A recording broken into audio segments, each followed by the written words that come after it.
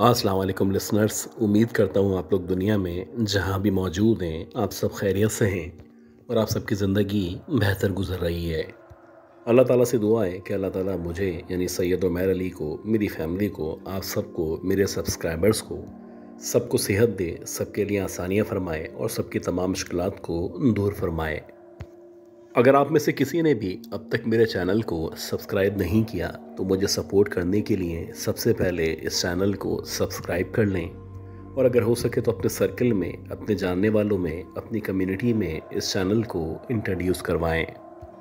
गैर तो मुझे अंदाज़ा है कि सर्दियां चल रही हैं और आहिस्ता आहिस्ता जैसे जैसे हम दिसंबर या मज़ीद सर्दियों की तरफ बढ़ रहे हैं वैसे वैसे आपके कहानी सुनने के ज़ौक़ में इजाफ़ा होता जा रहा है। आप चाहते हैं कि मैं आप लोगों के साथ मज़ीद नए किस्से, नई कहानियाँ शेयर करूं और आज मैं कोशिश करूंगा कि एक बहुत ही डिफरेंट कहानी जो कि मुझे इंडिया से काफ़ी अरसे पहले एक साहब ने शेयर की थी, मैं ये कहानी उनकी ही ज़बानी आप लोगों के सामने पेश कर सकूं। ये बहुत ही इंटरेस्टिंग कहानी है और ये उस दौर की कहानी है जब ये बताते हैं कि 1970s चल रहा था और ये महज 19 या 20 साल के थे। तो ये वाक़यात, ये किस्से, ये कहानियाँ उस दौर में इनके साथ पेश आना शुरू हुए थे। वैसे तो मेरा ताल्लुक़ आप कह सकते हैं कि लखनऊ से था, लेकिन जब शुरू में ही यानी जब मैं छोटा सा था मेरे पेरेंट्स का, मेरे वालिदैन का इंतकाल हो गया तो मैं वहाँ से दूर यानी कुछ फासले पे एक दूसरे शहर में आके आबाद हो गया। बात ये थी कि मेरा उस शहर में न पिछले शहर में कोई जानने वाला था, बस एक माँ बाप थे जो कि बारी बारी इस दुनिया से रुखसत हो गए। और जब आप टीन एज के अंदर हो और अल्लाह ना करे आपके पेरेंट्स आपको छोड़ के इस दुनिया से चले जाएं, तो सबसे पहले आपको ना सिर्फ अपने फाइनेंशियल इश्यूज़ का सामना करना पड़ता है बल्कि उसके साथ साथ अपने आप को बिल्ड करने के लिए या मेंटली स्टेबल करने के लिए ज़माने से लड़ना पड़ता है। तो मैं भी जानबूझ के उस शहर को छोड़ के इस छोटे से शहर में आ गया था। यहाँ पे मेरा कोई जानने वाला नहीं था, लेकिन हाँ, मैं चाहता था कि यहाँ पे रह के अपने गमों को भुला सकूँ। ये जो मैंने उस शहर से इस शहर के अंदर हिजरत की थी, तो जब मैं इस शहर के अंदर आया तो ज़ाहिर सी बात है मेरे पास ना ही तालीम थी, ना ही कोई हुनर मौजूद था। बस एक ही काम था जो मैं कर सकता था और वो था मज़दूरी का काम। लिहाजा मैं चौराहे पे, चौरंगी पे या ऐसी जगहों पे जाके बैठ जाता जहाँ पे लोग मज़दूरों को अप्रोच किया करते। कभी कभी काम लग जाता, बहुत अच्छा हो जाता, और कभी कभी जब काम नहीं लगता तो रात को भूखा सोना पड़ता। गुर्बत उस दौर में भी ऐसे ही थी जैसे कि आज के दौर में लोगों को नाक बन के डसा करती है। कभी मैं रात को किसी प्लेटफॉर्म के आगे सोता, कभी किसी पार्क में सोता, कभी किसी भी दरख्त के नीचे लेट के अपनी नींद को पूरा कर लिया करता। ऐसे ही कुछ अजीब तरीके से मेरी ज़िंदगी गुजर रही थी और मुझे नहीं लगता था कि आगे यानी आने वाले दौर में मेरी ज़िंदगी मज़ीद बेहतर होने वाली है। मुझे तो यही लगता था कि शायद ताहयात मैं ऐसे ही परेशान रहूँगा, मेरी मुश्किलात कभी भी ख़त्म नहीं हो पाएंगी। कभी कभी ये जो मुश्किलात थी, जो भी परेशानियाँ थी, ये मैं बर्दाश्त कर लेता, लेकिन सच्ची बात है कि अक्सर ऐसा होता कि रात में जब मैं अकेला मौजूद होता और मेरे अतराफ़ में लोगों का हुजूम गायब हो जाता तो मुझे बहुत ज़्यादा रोना आया करता। ऐसी ही एक रात थी और मुझे इत्तफाक से ना ही किसी भी किस्म का कोई काम मिला था और ना ही मैं रात का खाना खा सका था। मैं चलता हुआ स्टेशन की तरफ जा रहा था, दूर दूर तक सन्नाटा था, शदीद सर्दी हो रही थी और आमतौर पे अगर आप उस दौर की बात करें तो उस दौर में लोग मगरिब के बाद ही या सर्दियों में ख़ास तौर पे अपने अपने घरों की तरफ चले जाया करते थे। मैं आगे बढ़ रहा था और मेरे पेट पे हर गुजरते हुए लम्हे के साथ साथ जो दर्द था वो बढ़ता जा रहा था। बात ये थी कि सुबह भी मैंने सही तरह नाश्ता नहीं किया था और ना ही दोपहर को काम लगा, ना ही कोई खाना मिला और रात के खाने का तो तसव्वुर भी नहीं किया जा सकता था। ऐसे ही आगे बढ़ते बढ़ते मुझे ऐसा लगा जैसे किसी ने मुझे फॉलो करना शुरू किया है। जैसे जैसे मैं आगे बढ़ रहा था वैसे वैसे मुझे किसी के कदमों की आवाज़ सुनाई दे रही थी और ऐसा लग रहा था मेरे पीछे कोई चलता हुआ मुझे फॉलो कर रहा है। मेरे पास कोई ऐसी चीज़ तो थी नहीं, ना कैश था, ना पैसे थे, ना ही अपनी कोई पहचान थी। भला मुझे किसी से किसी भी किस्म का ख़तरा क्यों महसूस होता। मैं ऐसे ही आगे बढ़ रहा था और आगे बढ़ते बढ़ते एकदम से जब मैंने पीछे पलट के देखा तो मैंने देखा कि एक औरत जो कि बहुत ही हसीन और जमील है, जिसने अपने बालों को न सिर्फ खोल रखा था बल्कि शायद उसके अपने बालों को खोलने की वजह से उसके हुस्न में चार मजीद चांद लग चुके थे। वो बहुत ज़्यादा गोरी चिट्टी थी। इस अंधेरे में भी उसका चेहरा किसी चांद की तरह चमकता हुआ महसूस हो रहा था। एक बहुत धीमी सी प्यारी सी दिलकश मुस्कुराहट उसके चेहरे के ऊपर मौजूद थी और ऐसा लग रहा था वो मुसलसल मुझे मुस्कुरा के देखती जा रही है। ना ही मेरे कपड़े अच्छे थे, ना ही मेरे पास अच्छी चप्पलें मौजूद थी, ना ही मेरा हुलिया अच्छा था। हाँ, सिर्फ एक बात थी कि मेरी शक्ल बहुत ही जाज़िब नज़र थी। हालांकि मैं हालात का मारा हुआ था, लेकिन अल्लाह का शुक्र है कि मेरी जो शक्ल थी वो इस कदर अच्छी ज़रूर थी कि जो भी एक बार देखता वो दोबारा मुड़ के मुझे ज़रूर देखा करता। खैर, जैसे जैसे मैं आगे बढ़ रहा था वैसे वैसे वो औरत मुझे फॉलो कर रही थी और मुझे लग रहा था जैसे शायद किसी गलत फहमी का शिकार है। मेरी शक्ल को देख के मुझे कोई शहज़ादा, कोई हीरो समझ रही है। हालांकि इसको क्या पता कि मेरी जेब में इतने पैसे भी मौजूद नहीं हैं कि मैं एक वक्त का खाना खा सकूं। 10 बातें मेरे जहन में मौजूद थी। मैं सोच रहा था कहीं ऐसी उल्टी सीधी औरत ना हो जो मुझे अपना शिकार बनाना चाहती हो, क्योंकि आमतौर पे इस तरह के बाज़ारों में, इस तरह के रास्तों पे 2 नंबर औरतें आपको ज़रूर नज़र आया करती हैं। और अगर आप उस दौर की भी बात करें तो उस दौर में भी हिंदुस्तान में ये रिवाज बहुत ज़्यादा आम था।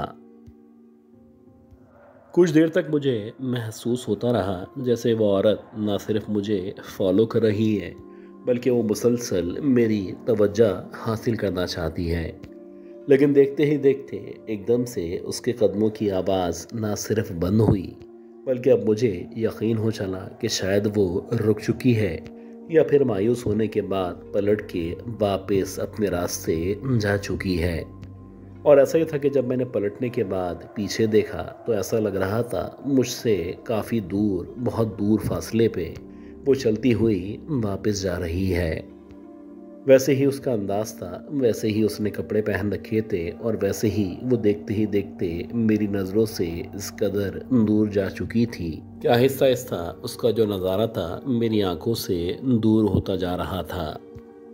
खैर, इसी रास्ते पे जब मैं पलटा और पलटने के बाद सामने जहाँ पे एक बेंच मौजूद थी, मैंने सोचा कि मैं जाके लेट जाता हूँ। तो जैसे ही मैंने उस बेंच की तरफ बढ़ना शुरू किया तो मैंने देखा कि वही औरत जो कि अभी पलट के पीछे देखने पे मुझे बहुत दूर दिखाई दे रही थी, ऐसा लग रहा था दोबारा से एकदम से मेरे सामने उस बेंच के पीछे की तरफ आके खड़ी हो चुकी है। अजीब बात यह थी कि जिस तरह से वो वहाँ पे खड़ी हुई थी, इसका जो अंदाज था बड़ा बेबाक था। बहुत ज़्यादा बेतकल्लुफ़ी उसके लहजे में या उसके अंदाज में दिखाई दे रही थी। ऐसा शो करना चाहती थी जैसे शायद वो मुझे सालों से, सदियों से जाना करती है और शायद मेरा उसके साथ माज़ी करीब में या माज़ी बईद में कोई न कोई राब्ता ज़रूर रहा होगा। अजीब बात ये थी कि जैसे जैसे मैं उस औरत की तरफ या एग्जैक्टली उस बेंच की तरफ बढ़ रहा था जहाँ पे मुझे जाके बैठना था या लेट के आराम करना था, तो इससे पहले कि मैं उस बेंच के पास पहुंचता वो औरत जल्दी से बेंच पे आके बैठ गई, जैसे कि वो चाहती थी कि मैं जब आऊं तो उसके बराबर में जाके बैठ जाऊं। हैरानकुन बात ये थी कि जब मैंने उस औरत को बेंच पे बैठने के बाद सर के बालों से पूरे पाँव की तरफ तक देखना शुरू किया तो आप कह सकते हैं कि सर से घुटनों तक का जो हिस्सा था वो बहुत ही हसीन और जमील था। ऐसा लग रहा था जिस्म के एक एक हिस्से को बहुत ही खूबसूरती के साथ संभाल के रखा गया हो। लेकिन जो ही मेरी नज़र घुटनों से नीचे उस औरत के पैरों की तरफ पड़ना शुरू हुई, तो आप यकीन करें उस औरत के जो पैर थे, ऐसा लग रहा था जैसे कुछ अजीब तरीके से टेढ़े मेढ़े या फिर मुड़े हुए पैर हों। एक लम्हे के लिए मुझे यकीन ही नहीं आया कि जो कुछ मैं देख रहा हूँ ये हकीकत है, ये सरासर मेरा वहम है।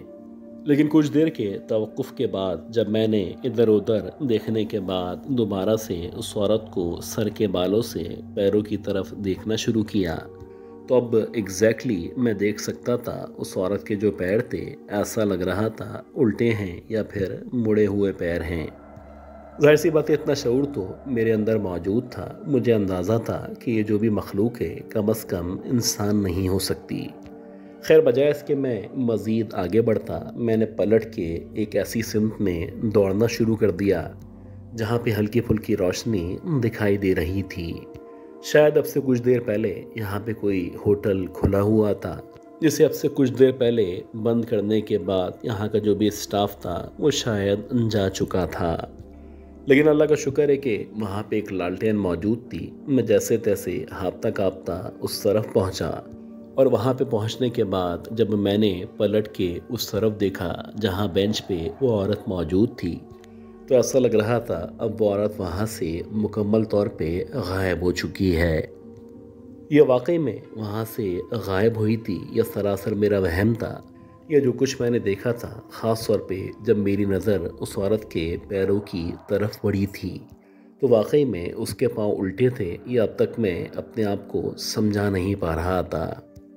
खैर, इतना ज़रूर था कि इस वाक़े के बाद मुझे तकरीबन 3-4 दिन तक शदीद बुखार रहा, और ये तो अल्लाह भला करे उन हकीम साहब का जो कि फ्री में लोगों का इलाज किया करते थे। तो मैं जब उनके पास गया, वहाँ जाके मैंने उनको सारा मुआजरा बताया, तो उन्होंने मुझ पे ना सिर्फ दम दुरूद किया, बल्कि उन्होंने मुझे मेरे इलाज के लिए बहुत सारी दवाएं भी सरासर अल्लाह की रज़ा के लिए मेरे हवाले कर दी।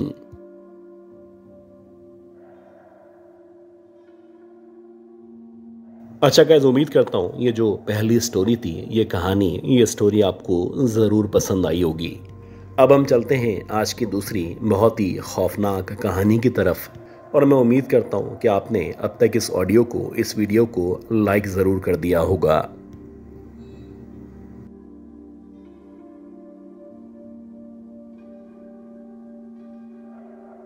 ये जो कहानी मैं आपके साथ शेयर करने वाला हूँ, ये मेरी अपनी पर्सनल कहानी है, और ये उस दौर की बात है जब 2006-2007 में मैं कराची के अंदर एक बड़ी यूनिवर्सिटी में पढ़ने के लिए मुक़ीम हुआ करता था। मेरा जो डिपार्टमेंट था, मेरे डिपार्टमेंट से अगर आप उस हॉस्टल की बात करें जिस हॉस्टल में मैं रहा करता था, ये तकरीबन 20-25 मिनट की वॉक पे मौजूद था। तो अक्सर ऐसा होता कि जब मेरी क्लासेस ऑफ होने के बाद जब मैं वापस आता, तो वापस आने के बाद खाना वगैरह खा के मैं थोड़ी देर के लिए बाहर निकल जाया करता था। बेसिकली हमारे हॉस्टल के अतराफ़ में जितना भी एरिया था, ये जंगलात नुमा एरिया था। दोनों अतराफ़ में दरख्त मौजूद थे, और एक तरह का सुकून था जो वहाँ पे महसूस हुआ करता था। मुकम्मल तौर पे खामोशी थी, दूर दूर तक किसी भी किस्म की कोई आबादी मौजूद नहीं थी। तो अक्सर ऐसा हुआ करता था कि जो यहाँ के सिक्योरिटी गार्ड थे या जो भी यहाँ का स्टाफ था, वो मुझे मना किया करते थे कि रात के औकात में इस एरिए में जहाँ पे ये जो स्ट्रीट रोड की तरफ जाया करती है, इस तरफ जाने से परहेज़ किया करें। मेरा ख्याल था कि लॉ एंड ऑर्डर की वजह से या छीना झपटी की वजह से या वारदात की वजह से ये लोग मना किया करते हैं। हर दफ़ा मैं इनकी बात को नज़रअंदाज करता, और नज़रअंदाज करने के बाद मैं वैसे ही खाना खाने के बाद बाहर टहलने चले जाता, जैसा कि मैं रोज़ाना जाया करता था। वैसे ही एक जनवरी की रात थी, आप कह सकते हैं कि सर्द तरीन रात थी। आज जो सर्दी थी वो निस्बतन ज़्यादा महसूस हो रही थी, और ऐसा लग रहा था जैसे शहर का जो टेम्परेचर है वो एक डिजिट के अंदर ही समा चुका है। मेरी आदत थी, जब भी मैं वॉक पे जाया करता था, मेरे एक हाथ में सिगरेट की डिब्बी और माचिस मौजूद हुआ करती थी, और दूसरे हाथ में उस दौर के हिसाब से मोबाइल मौजूद हुआ करता था। तो वैसे ही मैं इन झाड़ियों के दरमियान से होता हुआ सिगरेट पीता हुआ आगे बढ़ रहा था। इसी दौरानी में मुझे एकदम से महसूस हुआ कि मेरे अतराफ़ में जो जंगल नुमा एरिया मौजूद है, या जिन्हें आप झाड़ियाँ भी कह सकते हैं, वहाँ पे कोई हल्की सी मूवमेंट सी महसूस हो रही है।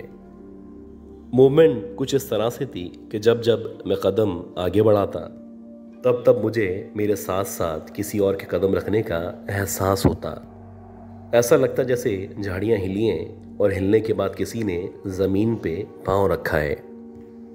जो ही मैं आगे बढ़ रहा था, इसके साथ साथ एक अजीब से भारीपन का एहसास हो रहा था और ऐसा लग रहा था आगे बढ़ने के साथ साथ मेरी सांस एकदम से बढ़ना शुरू हो चुकी है और मुझे अब दम घुटने का अजीब सा एहसास हो रहा है। गर्ज कि मेरी जो तबीयत थी वो देखते ही देखते बोझल होती चली जा रही थी और कुछ कदम मज़ीद आगे बढ़ने के बाद बाकायदा मुझे अपने जिस्म पे, ख़ास तौर पे अपने कंधों पे किसी वज़न के रखने का एहसास हो रहा था। ये जो भी कैफियत थी ये सरासर समझ से बाहर थी और मैं खुद हैरान था कि देखते ही देखते 1 मिनट के अंदर अंदर मेरी तबीयत ख़राब क्यों हो चुकी है। न सिर्फ मेरी तबीयत भारी भारी हो चुकी थी बल्कि अब मुझे अपने अतराफ़ में से एक अजीब सी धीमी धीमी सी खुशबू का एहसास हो रहा था। ऐसा लग रहा था मेरे अतराफ़ में बहुत ज़्यादा चमेली या फिर रात की रानी की खुशबू आना शुरू हो चुकी है। कोई था जो सरासर मुझे फॉलो कर रहा था और मुझे ऐसा लग रहा था कि देखा जा रहा है। मैं जहाँ जहाँ कदम रखता, जहाँ जहाँ बढ़ता, मुझे किसी के होने का एहसास होता।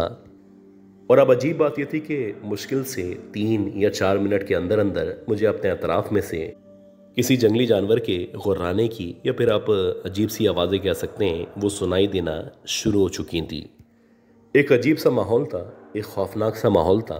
उसके ऊपर मैं जिस हद तक आगे आ चुका था, अगर मैं यहाँ से मुड़ता भी तो मेरा ख्याल है कि 5 या 7 मिनट भागने के बाद मैं वापस अपने हॉस्टल में पहुँच पाता। इसी दौरानिए में जबकि मैं मुड़ने के बारे में सोच रहा था या मैं ये फैसला कर रहा था कि अब मज़ीद आगे आना ठीक नहीं है, मुझे एकदम से किसी ने इशारे से मुखातिब करने की कोशिश की। जैसे कि आमतौर पे मुंह से आप सीटी की या सरा की आवाज़ निकाल के किसी को मुतवज्जे करते हैं, तो वैसे ही किसी ने मुझे मुतवज्जे किया था। अब पहले जब मुझे इस जंगल में ये आवाज़ सुनाई दी तो मैंने इस आवाज़ को नज़रअंदाज किया। मेरा ख्याल था कि हो सकता है कोई जंगली जानवर होगा जिसकी वजह से ये आवाज़ सुनाई दे रही होगी। लेकिन आप यकीन करें कि मुश्किल से 15-20 सेकंड के अंदर अंदर अब मुझे किसी ने मेरा नाम लेके पुकारने की कोशिश की। किसी ने मेरा नाम लिया और नाम लेके मुझे पुकारा। अजीब बात यह थी कि ये जो आवाज़ थी, यानी जो पुकारने वाले की आवाज़ थी, वो किसी लड़की की आवाज़ थी और ऐसा लग रहा था बड़ी जानी पहचानी सी आवाज़ है और इस आवाज़ को इससे पहले भी मैं सुन चुका हूँ।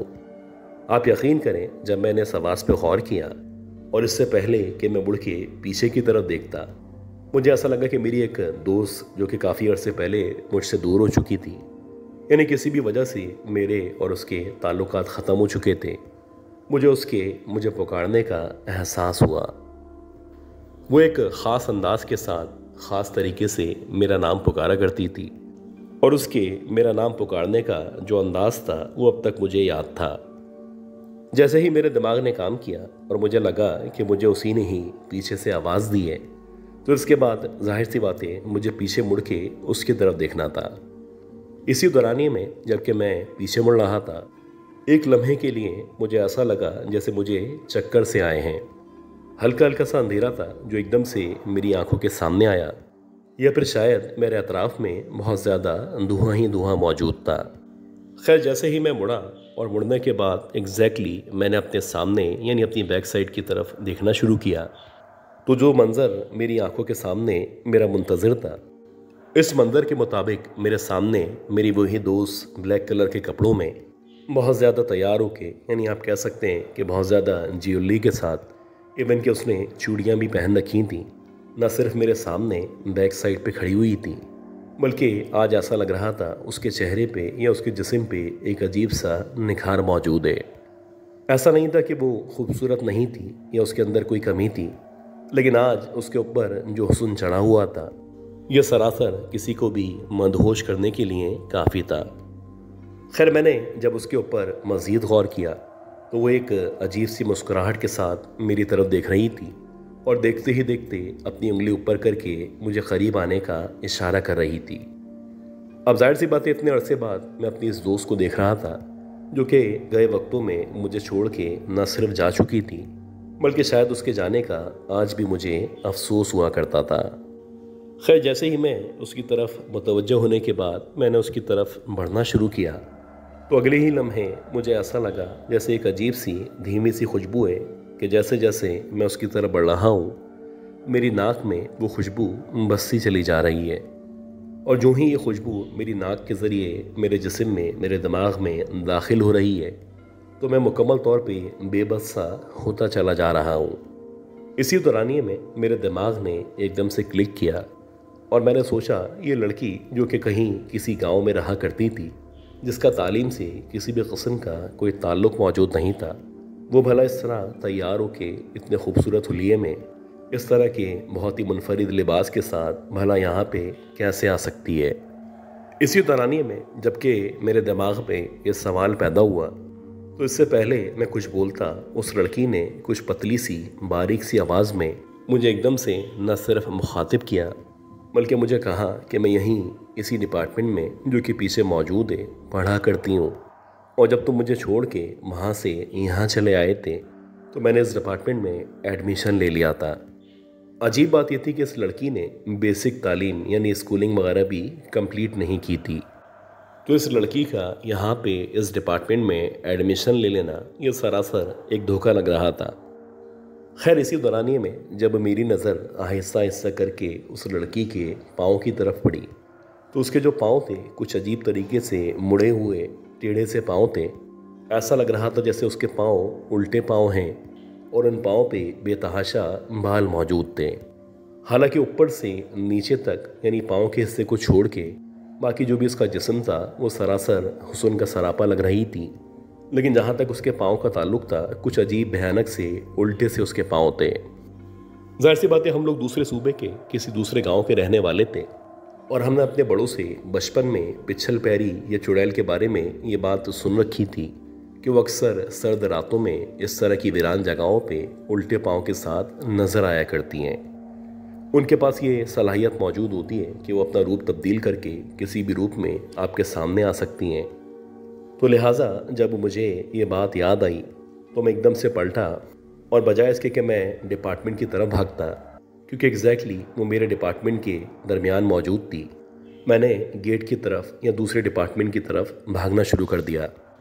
मुझे इतना याद है कि मैं पागलों की सी रफ्तार से न सिर्फ भाग रहा था, बल्कि इस सर्दी में भी मुझे पसीने छूटने का एहसास हो रहा था। जैसे तैसे गिरता पड़ता बिलाखिर जब मैं एक निस्बतन चौड़े रोड की तरफ आया, तो वहाँ पे अल्लाह का शुक्र है कि सामने की तरफ से एक बाइक आती हुई नज़र आई। बेसिकली ये जो यूनिवर्सिटी थी, इस यूनिवर्सिटी के अतराफ़ में यहाँ का जो स्टाफ था, स्टाफ कॉलोनी मौजूद थी। तो जो ही मैंने उस बाइक को अपनी तरफ आते हुए देखा, तो मैंने ज़ोर ज़ोर से चीख चीख के उसको मुखातिब करने की कोशिश की। अल्लाह का करना ऐसा हुआ कि जैसे ही मैंने उस बाइक वाले को मुखातिब किया, तो उसने भी ये जो बाइक थी मेरी तरफ मोड़ दी और उसको ये लगा जैसे कोई चोर या इस तरह के लोग मेरे पीछे लग चुके हैं। मैं अपनी इवन चप्पलें छोड़ने के बाद नंगे पैर भाग रहा था। वो लड़का जैसे ही मेरे करीब आया तो सबसे पहले उसने पूछा कि क्या हुआ है। खैर, कुछ देर तक मैं उसके पास खड़ा रहा, मेरी सांसें मुसलसल फूलती रहीं और मैं सिर्फ हाथ के इशारे से उसको इतना समझा पा रहा था कि पीछे की तरफ देखो। खैर, इस आदमी ने जब पीछे की तरफ देखा तो वहाँ पे कोई भी मौजूद नहीं था। वो मुझसे पूछने लगा कि सब खैरियत तो है, आप इस तरह क्यों भाग रहे थे। खैर, कुछ देर के बाद जब मेरी सांस बहाल हुई तो मैंने उसको बताया कि ऐसे ऐसे एक लड़की बहुत ज़्यादा तैयार होके मुझे वहाँ पे नजर आई थी, और अजीब बात ये थी कि उस लड़की के जो पाँव थे वो उल्टे पाँव थे। ये सुनने के बाद वो जो आदमी था वो कहने लगा कि आप परेशान ना हो, आप बताएं आप कहाँ पे रहा करते हैं। मैंने उसको बताया कि मैं ये जो हॉस्टल मौजूद है इस हॉस्टल में रहता हूँ, अगर हो सके तो आप मुझे हॉस्टल छोड़ के आ जाएं। उसने कहा कि आप कोशिश किया करें कि रात के औकात में, ख़ास तौर पे ये जो एरिया है क्योंकि हॉस्टल से निकल के सीधा डिपार्टमेंट्स की तरफ आया करता है, जिसके दोनों अतराफ़ में झाड़ियाँ ही झाड़ियाँ या जंगल मौजूद हैं, इस जगह का सफ़र करने से परहेज़ करें। क्योंकि मैं यहाँ पे स्टाफ कॉलोनी में रहा करता हूँ और मेरी यहाँ पे तकरीबन 15 से 16 साल से रिहाइश मौजूद है। तो हम सब भी रात के औकात में कोशिश करते हैं कि इस तरह की जगहों पे जाने से परहेज करें।